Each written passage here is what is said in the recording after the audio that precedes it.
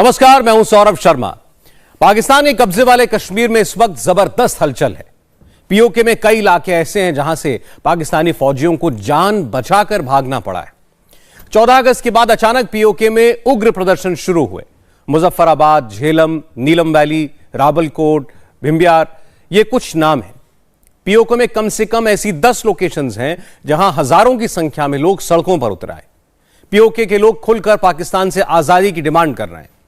PoK के लोग अब पीछे हटने को तैयार नहीं हैं। कई इलाके तो ऐसे हैं जहां पाकिस्तानी फौज और पीओके की आवाम आमने सामने आ खड़ी हुई है। इस वक्त सिचुएशन काफी टेंस है। अगले कुछ घंटों में पीओके से बहुत बड़ी खबर आ सकती है। वहां रहने वाले लोगों ने पाकिस्तानी फौज को अल्टीमेटम दे दिया है।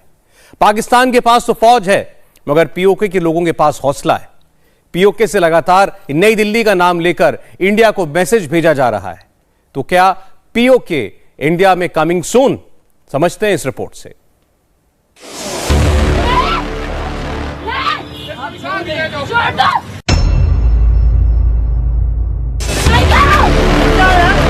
पड़ोस में तो कुछ बड़ा होगा। पड़ोसी मुल्क में जबरदस्त भगदड़ मचेगा।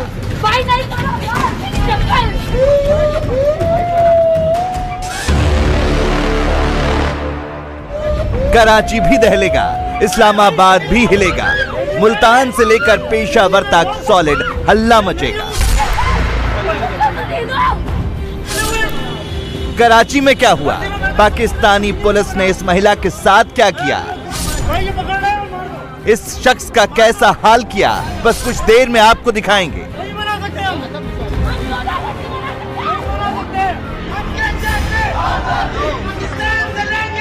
मगर उससे पहले ये समझ लीजिए, इस वक्त पीओके के चप्पे चप्पे पर एक तरफ पाकिस्तानी फौज है तो दूसरी तरफ पीओके के लोग हैं। दोनों में बातें नहीं हो रही हैं, मुक्के चल रहे हैं, लातें चल रही हैं, गोलियां बरस रही हैं, पत्थर बरस रहे हैं।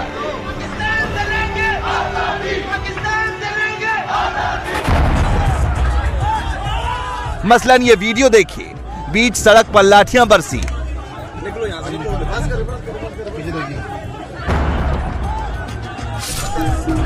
पीओके में पाक फौज और पब्लिक की जंग शुरू हुई।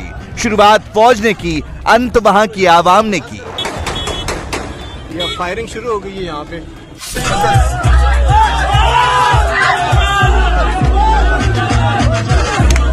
निकलो यहाँ से, ये देखें जी, ये मकबूजा कश्मीर बनाया हुआ इन्होंने। ये पुरअमन लोगों पे इन्होंने तशद्दुद किया, पुलिस वालों ने तशद्दुद किया, पुलिस वालों ने।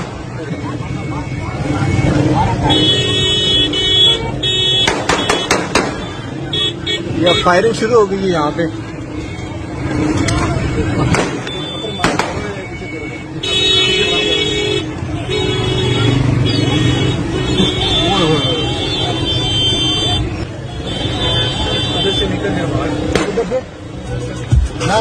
मैं कह रहा हूँ पुल के ऊपर चढ़ा लेते हैं गाड़ी, इधर पत्थर मारे हैं।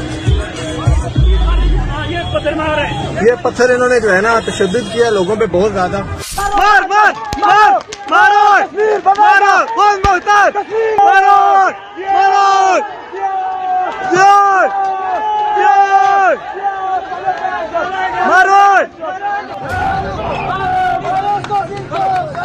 रात के अंधेरे में, दिन के उजाले में, हर एक घंटे में ये शायद पहली बार हो रहा है जब पीओके में पब्लिक दौड़ा रही है और AK-47 लिए पाकिस्तानी फौजी जान बचाकर भाग रहे हैं।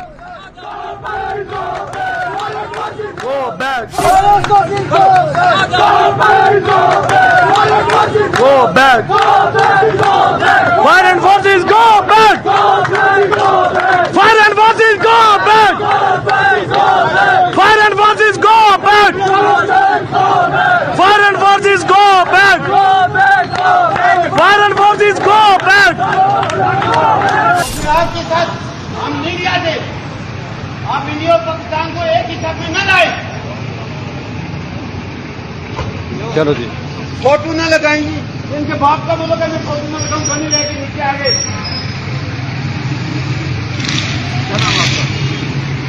ये है जी गाड़ी इनकी वापस भाग गई है। ये मकबूल बात, हम अपनी जमीन पे अपनी गाड़ी मनाई। अलग अलग पाकिस्तानी हैंडल्स पर ऐसे दर्जन भर से ज्यादा वीडियो मौजूद हैं।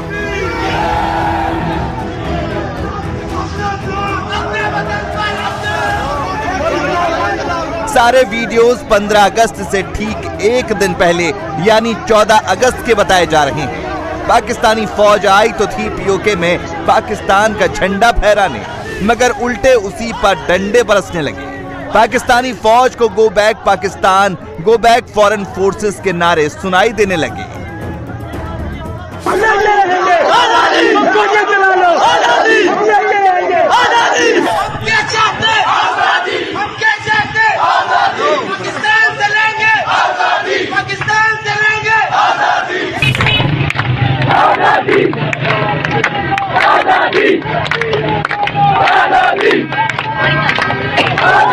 हम लेके रहेंगे आजादी, मुल्क की फौजियों कश्मीर को, मुल्क की कश्मीर को, पाकिस्तानी फौजियों कश्मीर को दहशत करती है, इसके पीछे बनती है, दहशत करती है, इसके पीछे बनती है, मुल्क की फौजियों कश्मीर को, मुल्क की एजेंसियों कश्मीर को, कौन रखाती हल्ला बोल, कौन रखाती हल्ला बोल।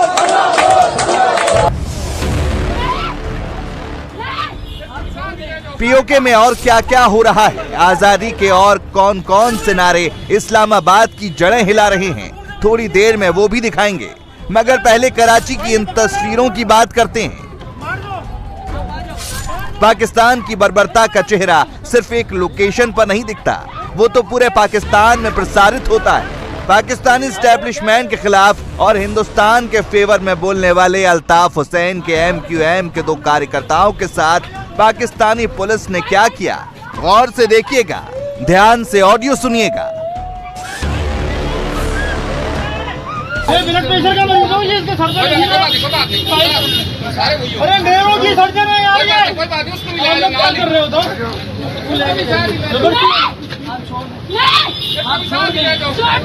आप उतार लो। अच्छा है, अरे हाँ यार, मेरी यार चाबी नहीं गिरा दी यार, हट जाओ यार, जरा क्या कर रहे हो, मोहताज हो क्या? भाई नहीं करो यार, चप्पल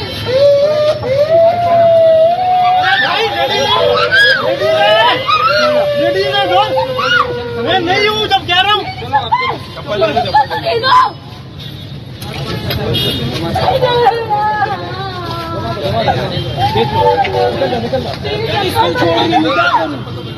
अरे भाई क्या हो गया यार, आप लोग कर रहे हो, कहीं मिले हुए मैं तो सुकून से मैं खड़ा हूँ, वो तो तुम्हें भाग जाता है यार। नहीं आप गलत कर रहे हो, ये आप गलत कर रहे हो यार। अपने सीनियर को बुलाओ यार, अपने सीनियर को बुलाओ यार, अपने सीनियर को बुलाओ।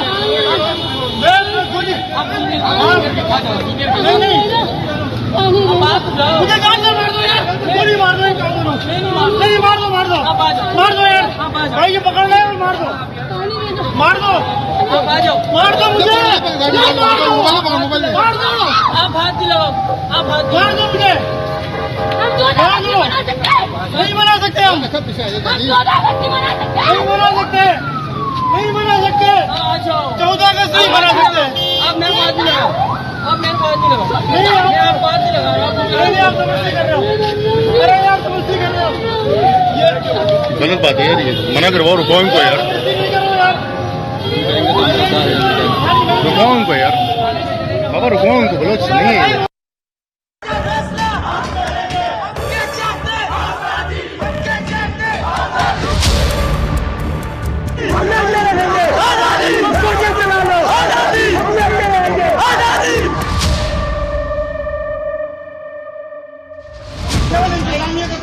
ये फौज का काम नहीं है।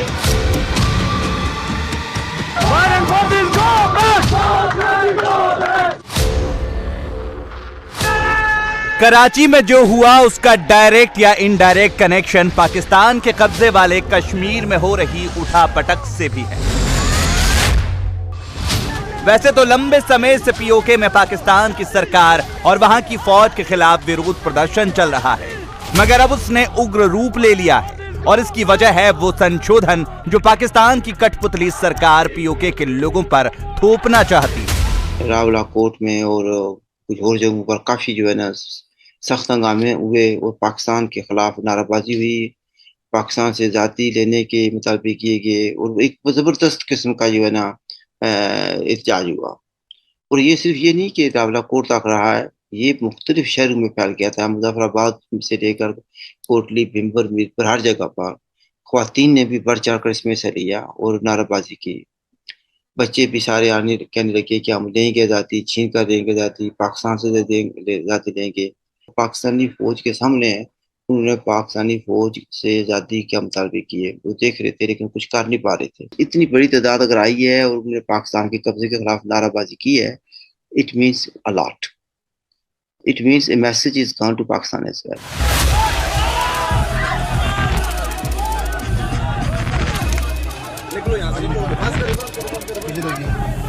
ये देखें जी, ये मकबूजा कश्मीर बनाया हुआ इन्होंने। पाकिस्तानी फौज और वहां की सरकार ये संशोधन लेकर ही इसलिए आई है ताकि पीओके को किसी भी तरह पाकिस्तान का हिस्सा बनाया जाए।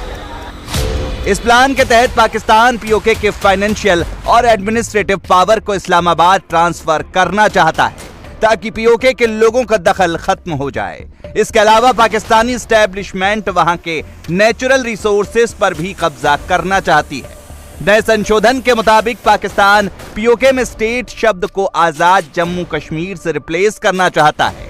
यूनाइटेड नेशंस की जगह subject to recognition tax fit करना चाहता है। वहां के कश्मीर काउंसिल को बदलकर पीओजेके के लोगों की भागीदारी कम करना चाहता है और सीधे सीधे पाकिस्तानी पीएम वहां के रक्षा मंत्री और विदेश मंत्री को सेट करना चाहता है। ऐसा हो गया तो पाकिस्तानी सरकार पीओके में खुद ही टैक्स कलेक्ट करेगी, अपना बजट पेश करेगी और पीओजेके की करीब 800 करोड़ की संपत्ति पर पाकिस्तान का सीधा कब्जा हो जाएगा। पीओके में अब इन्होंने कंट्रोल के नाम पे, सिक्योरिटी के नाम पे सारे टूरिस्टिक एरियाज कब्जा कर लिया है और पीओके के लोग मुसलसल प्रोटेस्ट कर रहे हैं। आप यकीन माने वहाँ पे इस वक्त मुजफ्फराबाद, जहलम, नीलम वादी, मतलब सारे इलाके रोड्स बंद हैं, मूवमेंट बंद कर दी गई है और आर्मी ऑफिसर्स के सामने प्रोटेस्ट किए जा रहे हैं। 15th अमेंडमेंट लाई गई है जिसके तहत कश्मीर को और पाकिस्तान के कंट्रोल में दिया जा रहा है। इसको आज़ाद कश्मीर तो कहते हैं लेकिन ये कहीं से आज़ाद नहीं है, ये एक मकबूजा इलाका है और कश्मीर के लोग इस वक्त मुसलसल प्रोटेस्ट कर रहे हैं और अपने हकूक के लिए खड़े हो गए हैं और वो पाकिस्तान के साथ नहीं रहना चाहते। पीओके गिलगित बल्तिस्तान के लोग मुसलसल एक ही बात पे अब आ गए हैं कि हमें पाकिस्तान के साथ नहीं रहना। पाकिस्तान के दिमाग में क्या चल रहा है, वो क्या करना चाहता है, पीओके की पब्लिक अच्छी तरह समझ चुकी है, इसलिए सड़कों पर उतर चुकी है। रावलपिंडी और इस्लामाबाद को क्लियर मैसेज दे दिया गया है कि अपनी हद में रहो, नहीं तो भुगतो। आपके इम्तिहान का ये वक्त है, वतन के बहादुर बेटो, आपकी इज्जत को, आपके नामूस को, आपकी शनाख्त को, आपके तहफ़्फ़ुज़ को बचाने का। आज अगर आप घरों से नहीं निकलेंगे इस वक्त अभी फिलफौल मुजफ्फराबाद की तरफ, तो फिर 1000 साल चीखने से हमारे हाथ कुछ नहीं आएगा। हम इंशाअल्लाह हर किस्म की कुव्वत का मुकाबला करेंगे और मैं अपने रियासत के लोगों से गुजारिश कर दूं, आप निहत्ते निकलें, किसी के पास कोई वेपन ना हो। हम अपने सब्र से, हम अपनी मुस्तकिल मजाजी से, इस्तकामत से टिंकों को, तोपों को, बख्तरबंद को, फौज को, रेंजर्स को, गासिब को, सहूलतकारों को सबको शिकस्त देंगे इंशाअल्लाह। वतन के तशक्कुस को बचाने के लिए निकलो मुजफ्फराबाद की तरफ अभी इसी वक्त। पाकिस्तान ने हमारी रियासत को तकसीम कर रखा है और 75 साल से मुसलसल हमारे तमाम बुनियादी इंसानी हकूक, हमारी सियासी आजादियां और हमारे माशी हकूक हमसे छीने गए हैं। आज के दिन हम ये समझते हैं कि हमारे तमाम बुनियादी मसाइब और मुश्किलात की वजह रियासत जम्मू कश्मीर पे पाकिस्तान का गासबाना कब्जा है। जब तक रियासत जम्मू कश्मीर के अवाम पाकिस्तान के इस कब्जे से निजात हासिल नहीं कर लेते, उस वक्त तक रियासत जम्मू कश्मीर के अवाम को उनके बुनियादी इंसानी हकूक नहीं मिलेंगे। पाकिस्तान के कब्जे वाले कश्मीर के लोगों ने बाजवा और शहबाज शरीफ के इरादों पर पानी फेर दिया। ऐसे में पाकिस्तान ने लंदन वाला प्लान एक्टिव कर दिया। 15 अगस्त के दिन लंदन में भारतीय दूतावास के बाहर खालिस्तान का चोला पहने पाकिस्तानी गुर्गों को भेज दिया।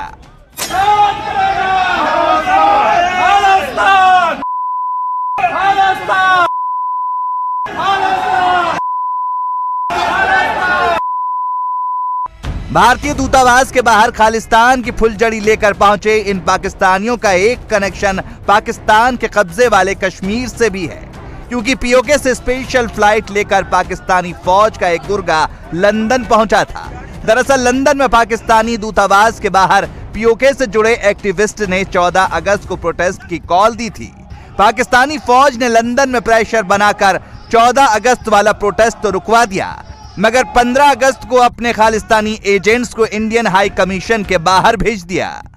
स्पेशली किसी को फ्लाई किया गया वहां से पीओके से, और फिर मीटिंग हुई, उसमें कहा गया जी थे देखें जी अब तो मसला हल हो गया, अब तो रावला कोर्ट में जो मुज़ाकरात हो गए तो अब तो जरूरत नहीं रहेगी। तो फौरन पहला काम ये किया, बड़ी कामयाबी के साथ 14 अगस्त के जो मुजाहरे को ख़त्म कर दिया गया। हाँ जी, ऐलान करते हैं कि 14 अगस्त का मुजाहरा ये ख़त्म हो गया है, अब पाकिस्तान के हाई कमीशन के सामने मुजाहरा करने नहीं जाएंगे। लेकिन वहाँ पर फौरन किसी ने कह दिया कि भाई 14 को तो ख़त्म हो गया, चलो ऐसा करते हैं कि 15 को इंडिया के खिलाफ कर लेते हैं। इसी टारगेट जो होता है ना, कहते हैं पंचिंग बोल जो होता है, तो उन्होंने कहा ठीक है हम ये कर लेते हैं। लेकिन पाकिस्तान के इन खालिस्तानी गुर्गों को क्या पता था कि लंदन में भारतीय दूतावास के बाहर एक पाकिस्तानी मूल के ही नागरिक यानी आरिफ अज़ाकिया ऑन कैमरा उनकी बेइज्जती कर देंगे, पाकिस्तान को उसकी हैसियत दिखा देंगे। ओए बेगर तो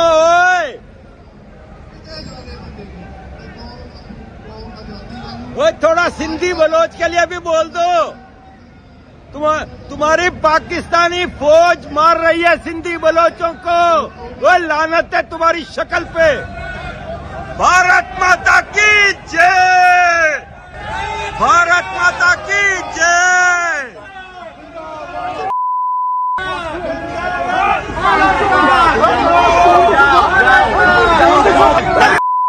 टट्टू चल चल, अभी दिहाड़ीदार चल तेरी चल बे। ओए पाकिस्तानी टट्टुओं, ओए पाकिस्तान के टट्टुओं, तुम लोगों को शर्म आनी चाहिए। बेगैरतों, तुम लोगों ने सिखों का नाम डुबोया है, शर्म करो। पाकिस्तान चला तो था पीओके में रहने वाले लोगों को डराने, धमकाने, कब्जाने, मगर करंट सिचुएशन ये है कि पाकिस्तान से ना तो पीओके संभल रहा है, वहां जबरदस्त बवाल मचा है, और दूसरी तरफ न ही पीओके से लंदन भाग कर गया बाजवा का एजेंट ही इंडिया का कुछ बिगाड़ पाया है। हाँ, इन सब के बीच अगर कुछ हुआ है तो वो ये है कि पाकिस्तान की बची खुची इज्जत भी मिट्टी में मिल गई है और हिंदुस्तान की वाहवाही हो रही है। बीजेपी हेडक्वार्टर में इस वक्त एक बड़ी मीटिंग चल रही है। बिहार के सभी बड़े नेताओं को दिल्ली बुलाया गया है। बिहार को लेकर नई स्ट्रैटेजी बनाई जा रही है। यह सब उस दिन हो रहा है जब नीतीश कुमार ने अपनी फुल कैबिनेट बनाई। नीतीश कुमार ने कल गांधी मैदान में 20 लाख नौकरियां देने की बात की, लेकिन आज कैबिनेट की पहली मीटिंग में 10 लाख नौकरियों पर बात तक नहीं हुई। अब बीजेपी अपने गेम को बदलना चाहती है। पटना में, लखनऊ में, गांधीनगर में, बैंगलोर में कौन सा पांसा चला जा रहा है? चक्रव्यूह में नरेंद्र मोदी हैं या चक्रव्यूह में मोदी विरोधी? आइए समझाते हैं आपको। 24 के एग्जाम से पहले सैंपल पेपर आउट हो गए हैं और मोदी की पार्टी के लिए पहला ही पेपर आउट ऑफ सिलेबस आ गया है।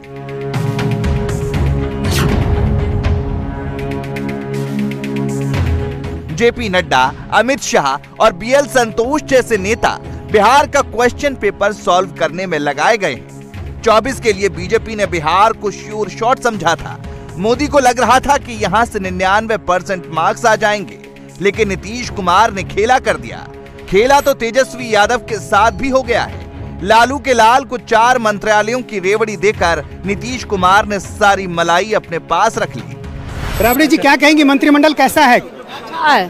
अच्छा है। सब क्षेत्र। तेज प्रताप क्या बनेंगे? अब जो बनाना है मुख्यमंत्री ही बनाएंगे। आप क्या चाहती हैं, स्वास्थ्य मंत्रालय ही?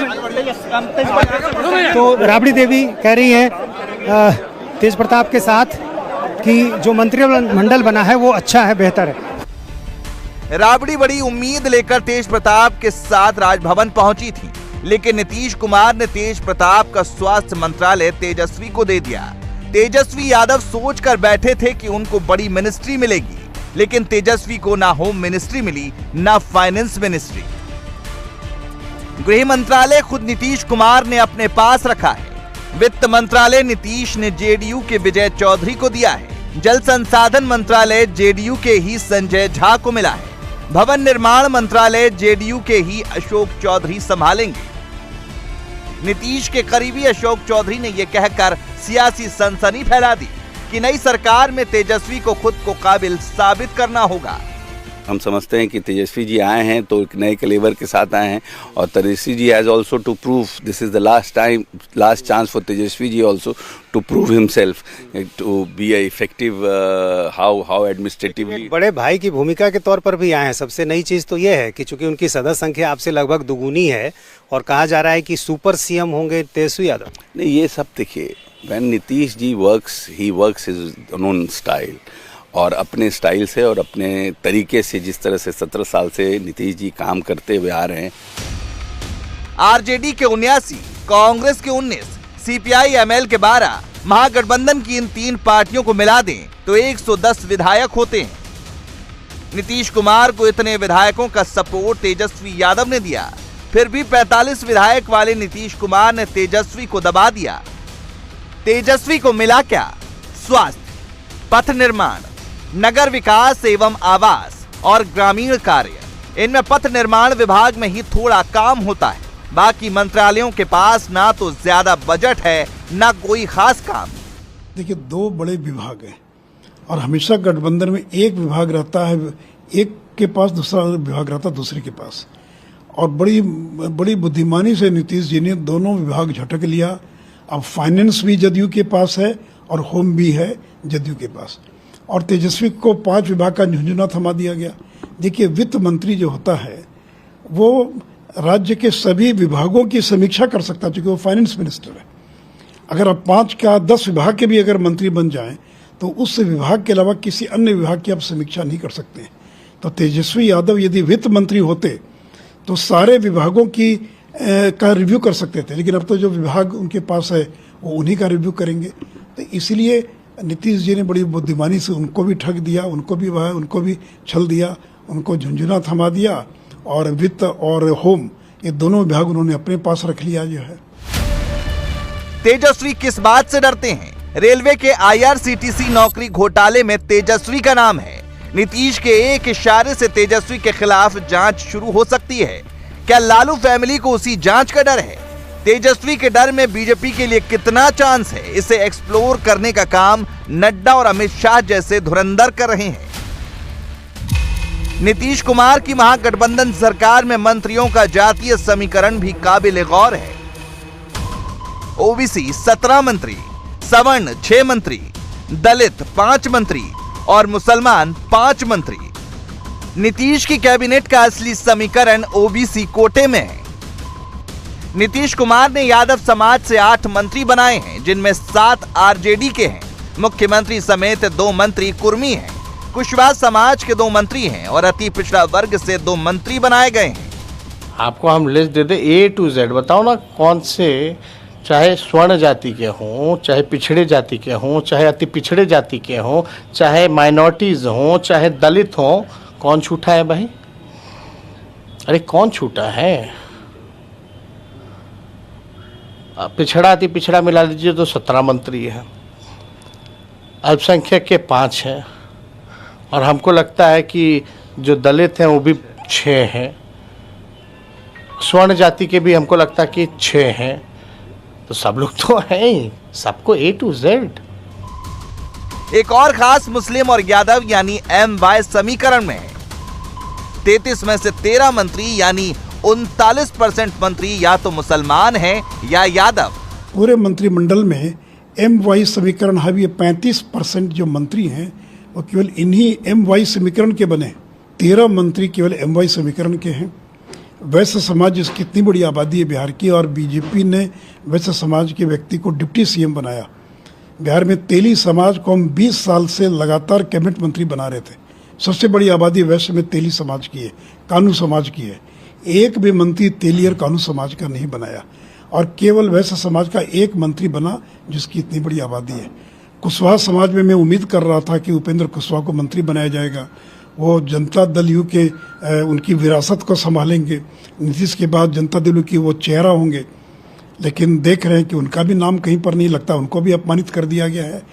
और जो राजपूत समाज है, काय समाज है, ब्राह्मण समाज है, कान्यकुब्ज ब्राह्मणों की का एक भी मंत्री नहीं है। मैथिल ब्राह्मणों की भी संख्या घट कर केवल 1 हो गई है। कायस्थ का भी कोई मंत्री नहीं है। बिहार का सैंपल पेपर सॉल्व करने के 3 तरीके हो सकते हैं।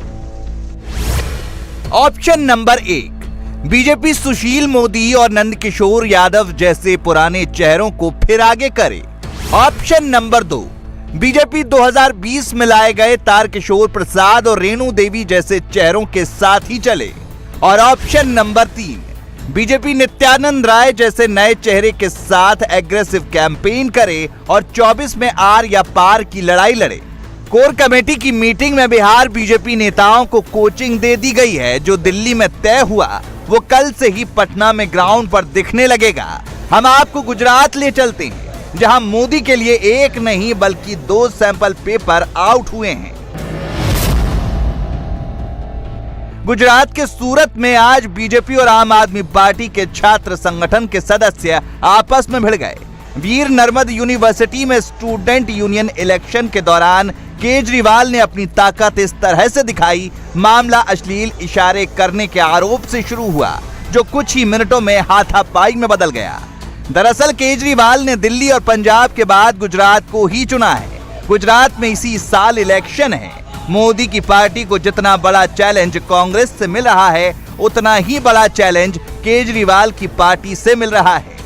गुजरात में पैदा होने वाले हर गुजराती को अच्छी, शानदार और फ्री शिक्षा देने की जिम्मेदारी हमारी सरकार की होगी। सरकारी स्कूल बहुत शानदार बनाएंगे, अच्छे बनाएंगे। बहुत बड़े स्तर के ऊपर नए सरकारी स्कूल खोले जाएंगे। प्राइवेट स्कूलों के, सारे प्राइवेट स्कूलों के ऑडिट करवाए जाएंगे। जिन प्राइवेट स्कूलों ने पहले ज़्यादा फीस ली, पैसे वापस करवाएंगे उनसे। और भविष्य में कोई भी प्राइवेट स्कूल बिना सरकार की परमिशन के फीस नहीं बढ़ा सकेगा। दिल्ली में भी हमने ऐसे कर दिया। टीचर्स को पक्का करेंगे, जितने कच्चे टीचर्स हैं उनको पक्का करेंगे। गुजरात के दूसरे सैंपल पेपर में 20 साल पुराने बिल्किस बानो गैंगरेप केस का क्वेश्चन आया है। बिल्किस बानो गैंगरेप केस के सभी 11 सजायाफ्ता कैदी कल जेल से रिहा कर दिए गए। गुजरात सरकार ने रेमिनेशन पॉलिसी के तहत सभी को जेल से छोड़ दिया। अब कांग्रेस से लेकर ओवैसी तक सब मोदी की पार्टी को टारगेट कर रही हैं। पहले ओवैसी को सुनिए, फिर कांग्रेस प्रवक्ता की बात सुनाते हैं। बिल्किस बानो जो 5 महीने की प्रेग्नेंट थी, उसका बारी बारी से 11 लोगों ने उसका रेप किया। उसके सामने उसके 3.5 साल की बच्ची के सर को पत्थर पर मारकर उसको कत्ल कर दिया, और उसके साथ जो 4 और महिलाएं थी उनका रेप करके उनका मर्डर कर दिया। और ये तमाम के तमाम करने वाले बिल्किस बानो के पड़ोसी थे। और उन हथियारों को आप छोड़ देते हैं। सुप्रीम कोर्ट ने जरूर कहा था एग्जामिन करो। सुप्रीम कोर्ट ने कहा नहीं था ना कि छोड़ दो बोल के। अगर आप छोड़ना चाहेंगे तो फिर आप क्यों नहीं छोड़ते मुंबई ब्लास्ट में जो रुबीना मेमन है, 17 साल से वो भी जेल में है। गुजरात में वडोदरा सीरियल ब्लास्ट में 18 साल से जेल में है। गोधरा के लोग 19 साल से जेल में हैं। छोड़िए ना इनको भी आप।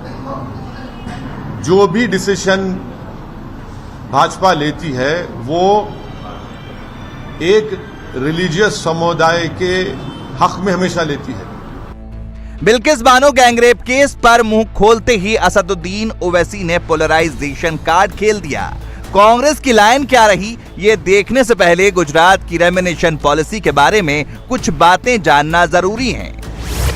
हर राज्य की तरह गुजरात में भी रेमिनेशन पॉलिसी है। उम्र कैद काट रहे कैदी रिहाई की अपील कर सकते हैं। अपील का अधिकार 1/3 सजा काटने पर ही मिलता है। कैदी की अपील पर कोर्ट से डायरेक्शन आता है। कोर्ट के डायरेक्शन पर सरकार विचार करके फैसला लेती है।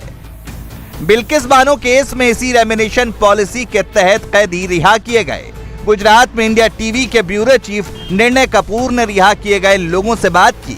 इस केस में फंसाया गया था और हमारे ये सुप्रीम कोर्ट ने जो आदेश किया, सुप्रीम कोर्ट के आदेश के अनुसार हमारा जो पूरा 20 साल होने के बाद हमको रिलीज किया है, इसमें कोई ये है सजा तो आपको अदालत की तरफ से सुनाई गई थी, अदालत ने आपको दोषी ठहराया। वो तो क्या है जो ये करते हैं, इसमें तो करते मेरा पे खोटा गलत चार्ज लगाया था। गलत चार्ज से तो वो फिर वो मीडिया ये सब गलत मीडिया वालों ने कुछ जगाया, सब हुआ। इसमें क्या है? तो आप जैसे बता रहे हैं कि आप निर्दोष थे, तो क्या वजह थी? आपका नाम कैसे आ गया फिर? हम हिंदू संगठन में काम करते थे, वो मेरे पे उन लोगों ने ऐसा नाम डाल दिया। आप ये कह रहे हैं कि आप राजनीतिक साजिश का शिकार हुए। गुजरात में जो भी हुआ कानून की प्रक्रिया का पालन करके हुआ, लेकिन कांग्रेस ने इस पर पूरी तरह पॉलिटिकल लाइन ले ली। कांग्रेस ने अपने टारगेट पर सीधे नरेंद्र मोदी को रखा। रेप कन्विक्ट्स, बलात्कार के अभियुक्त, उनको आपने रिहा कर दिया कि 14 साल हो गए हैं, इनका कंडक्ट अच्छा है जेल में। असली नरेंद्र मोदी कौन है? जो लाल किले की प्राचीर से आकर झूठ परोसते हैं, या जो अपनी ही गुजरात सरकार से बलात्कार के अभियुक्तों को रिहाई का आदेश दिलवाते हैं? कांग्रेस पार्टी और यह देश जानना चाहता है। फिर आज हमने यह भी देखा कि जो रिहा हुए हैं उनकी आरती उतारी जा रही है, उनको तिलक किया जा रहा है, दे आर बीइंग फेलिसिटेटेड।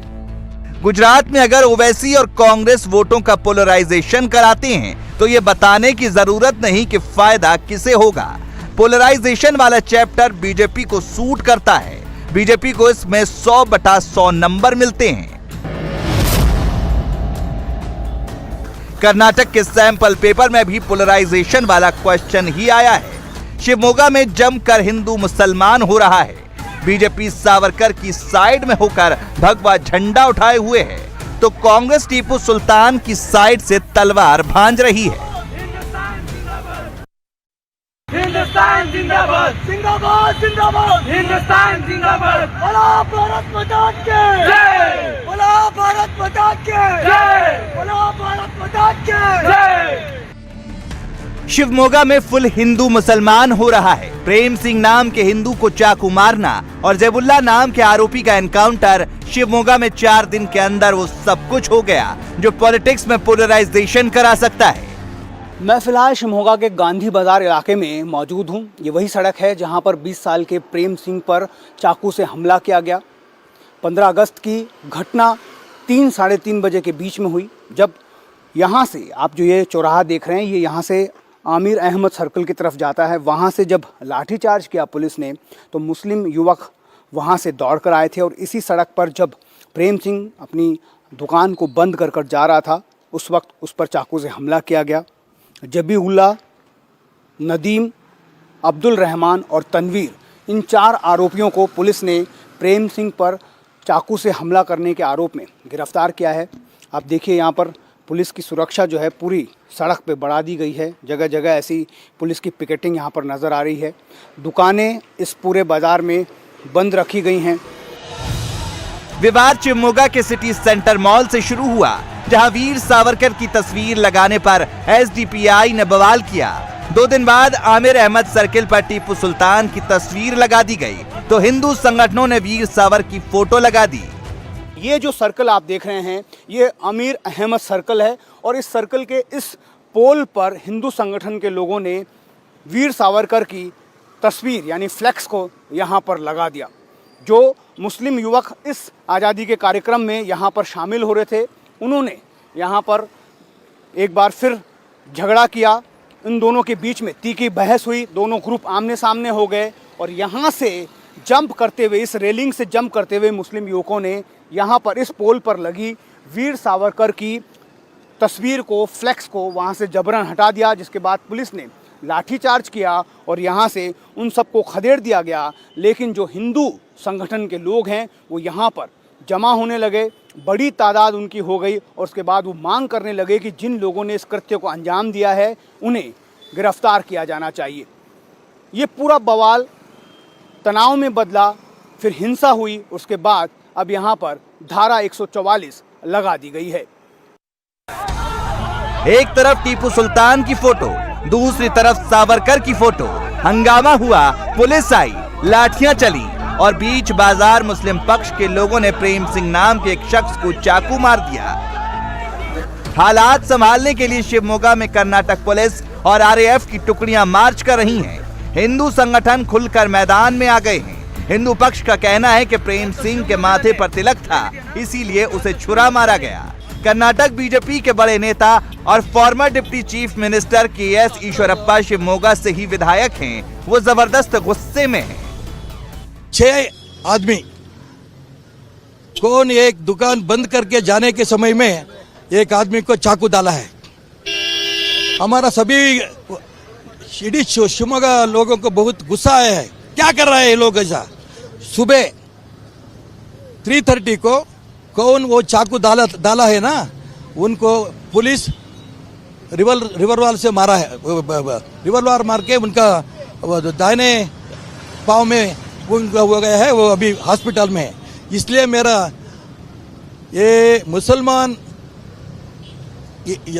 लोगों में कौन सीनियर्स है उसको मैं रिक्वेस्ट कर रहा हूँ, आपका यूथ राष्ट्रद्रोही काम वो कौन कर रहा है, उनके ऊपर आप उनको क्या बोलना बोलो, नहीं तो ये हिंदू समाज है और पुलिस डिपार्टमेंट है, उनको क्या हम सिखाना है हम सीखेंगे। इंडिया टीवी हर वक्त हर जगह डाउनलोड करने के लिए सर्च करें India TV news Google play store या ऐप स्टोर पर।